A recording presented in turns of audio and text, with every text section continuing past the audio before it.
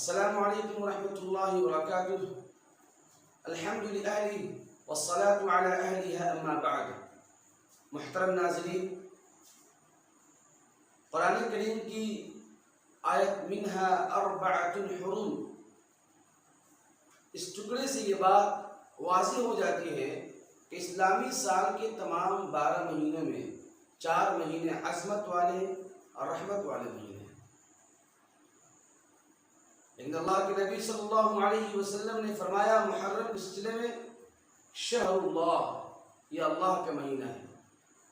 ایسے تو مہینے تمام اللہ کے ہیں، لیکن جیسے تمام مساجد اللہ کے ہیں، لیکن مسجد حرام اس کو کہا جاتا ہے بیت اللہ، اللہ کا گھر.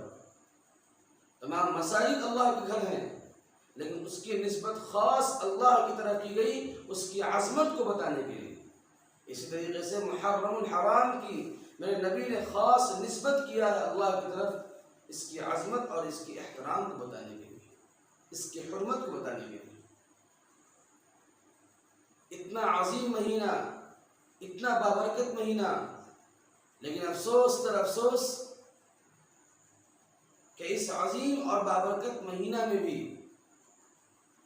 چند لوگ سوگ اور ماتم منانے کو جائز نہیں بلکہ ضروری قرار دے دیتے ہیں اور ماتم کرتے ہیں، مناتے ہیں اور لوگوں کو ابھارتے ہیں،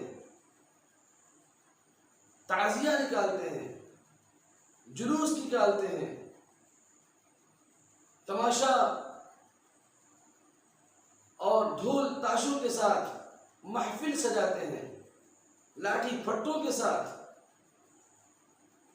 دلیل پوچھئے تو وجہ بتاتے ہیں کہ چونکہ اس مہینے میں اللہ کے نبی صلی اللہ علیہ وسلم کے نواسے حضرت حسین رضی اللہ تعالی عنہ کی شہادت ہوئی تھی.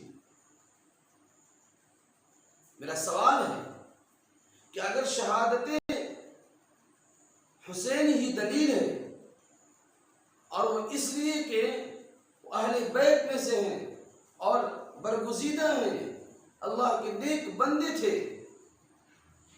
تو اس مہینے میں صرف شہادت کے واقعات ہی پیش نہیں آئے، بلکہ اس مہینے میں اللہ کے نبی صلی اللہ علیہ وسلم نے حضرت موسیٰ علیہ السلام اور اس کی قوم اور ان کی قوم جو فرعون کے چنگل سے نجات پائی تھی اس کے شکرانے میں روزہ رکھی. یہ بھی ہے، خوشی کا بھی موقع ہے. اور اسی طریقے سے اس مہینے کے 1 تاریخ کو ابو لولو فیروز نامی ایک غلام نے خلیفہ ثانی حضرت عمر فاروق رضی اللہ تعالی عنہ کو شہید کر دیا.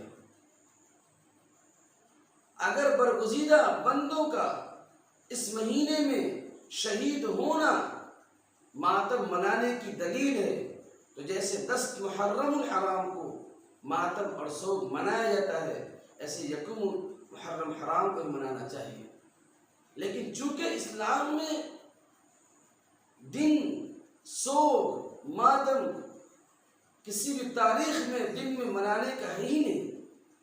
اگر یہ رواج اور یہ جواز جاری کر دیا جائے تو ہر دن اور ہر مہینہ کسی نہ کسی بڑی شخصیت کا اس دنیا سے پردہ فرمانا، پھر ہر دن سوگ منانا، ہر دن ماتم منانا. اس لیے اس مہینے میں ایسے بدعات اور ایسے خرافات سے احتراز کرنا چاہیے جس سے امت دین سے ہٹ کر کے بدعات و خرافات کو اصل سمجھ بیٹھتی ہے، اپنی جان جوخم میں ڈالتی ہے، اپنے بدن سے لہو خون کھیلتے ہیں، خون کی ہولی کھیلتے ہیں.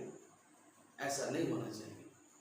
اس لیے اس مہینے کا عظمت کا، اس مہینے کی حرمت کا خیال رکھتے ہوئے اس مہینے کی تقدیس کی حفاظت کرنی یہ ہماری ذمہ داری ہے. السلام علیکم ورحمۃ اللہ وبرکاتہ.